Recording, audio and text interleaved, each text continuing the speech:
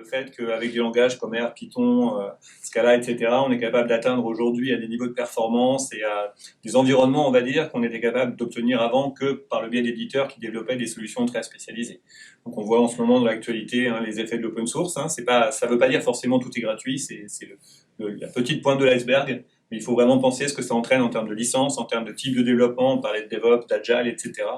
Et donc cette notion d'open source qui est très intéressante parce qu'elle apporte vraiment des solutions communautaires. On bosse avec des committeurs, on travaille avec pas mal de sociétés qui ont un peu adopté cette logique, on connaît des éditeurs de tech qui sont dans cette logique-là, et ça introduit beaucoup de possibilités, mais dont il faut maîtriser aussi les inconvénients comme les avantages, évidemment. C'est quand même pas évident de mettre en place ce type d'approche quand même open source. Il faudrait, comme le cloud, il faudrait vraiment réfléchir aux avantages et aux inconvénients pour... Mais ce qu'on a vu, nous, chez un certain nombre de clients, c'est un changement de culture au niveau de l'organisation, où avant, on essayait peut-être de ne pas faire de développement en interne, mais plutôt s'appuyer sur... On vous laisse prévenir des risques en faisant appel à des solutions d'éditeurs établis. Et là, aujourd'hui, on voit que le métier s'ouvre beaucoup, les moyens s'ouvrent évidemment. Donc, il faut être capable de réagir.